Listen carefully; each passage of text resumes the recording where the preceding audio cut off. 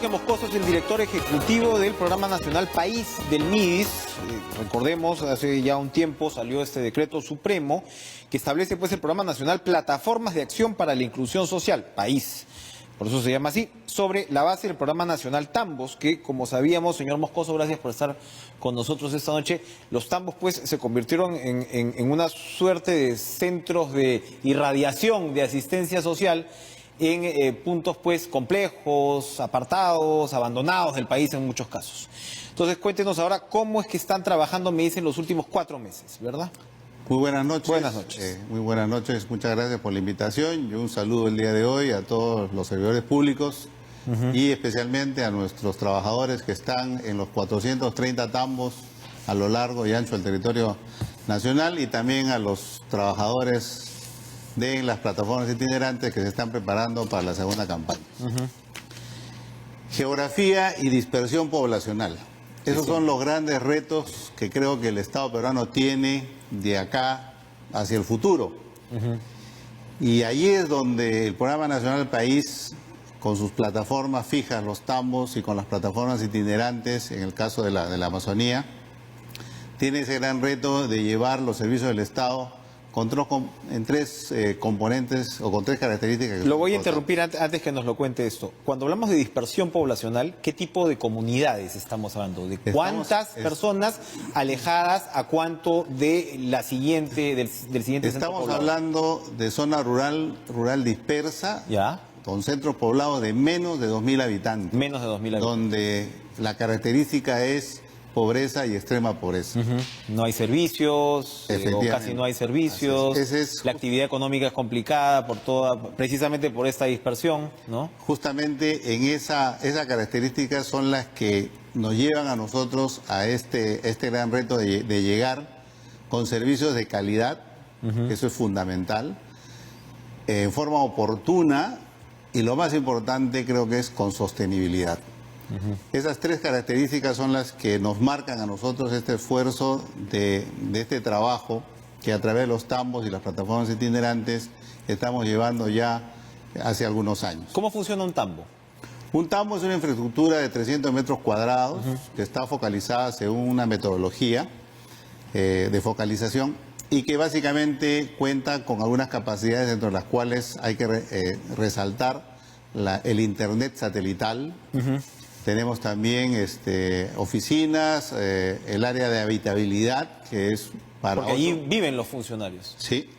Tenemos nosotros un componente mínimo que es el gestor del tambo y también el área de seguridad, pero tenemos habitabilidad para 8 funcionarios del Estado.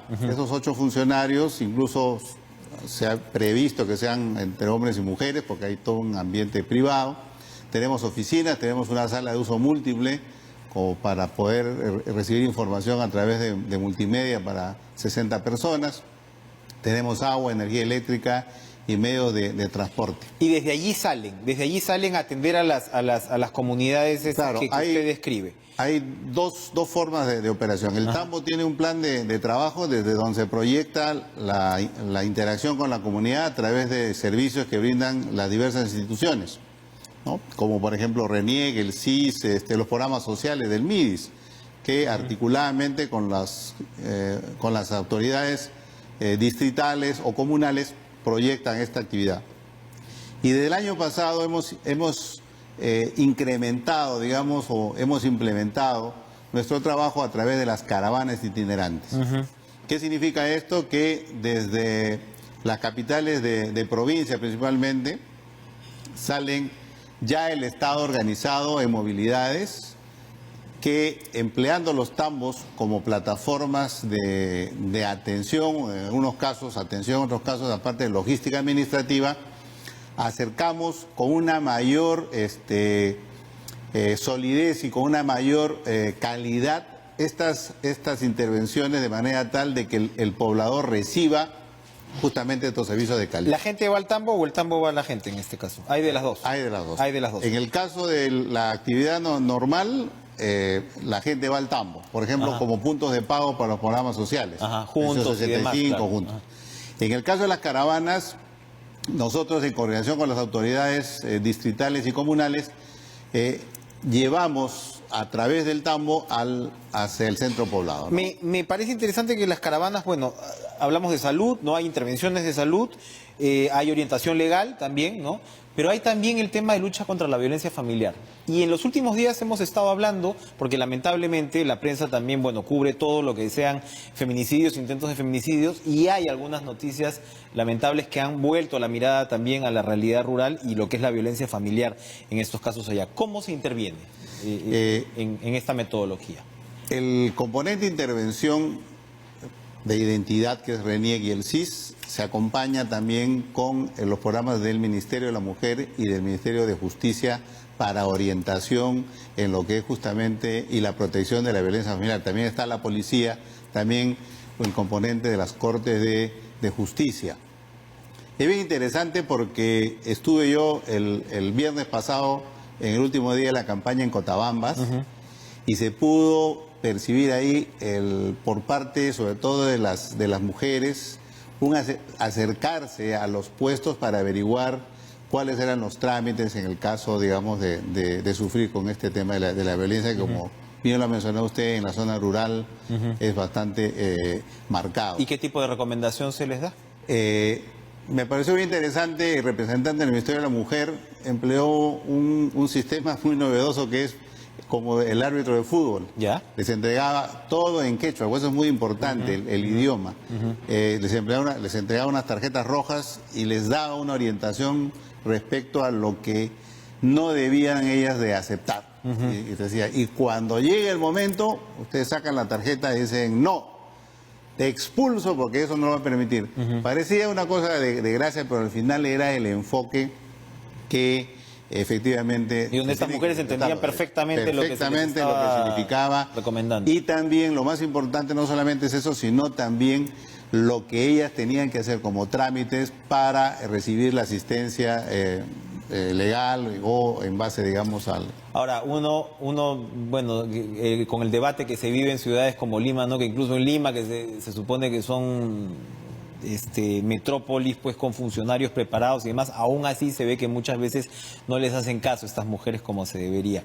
¿Qué nos garantiza que en una situación como la rural esto no se dé, que las mujeres puedan realmente, porque como usted lo está describiendo, esto se trata de una ruptura prácticamente cultural? Son mujeres que sencillamente nunca han escuchado probablemente que tenían el derecho de no dejar pasar agresiones de este estilo, que han sido pues toleradas durante décadas, siglos de repente.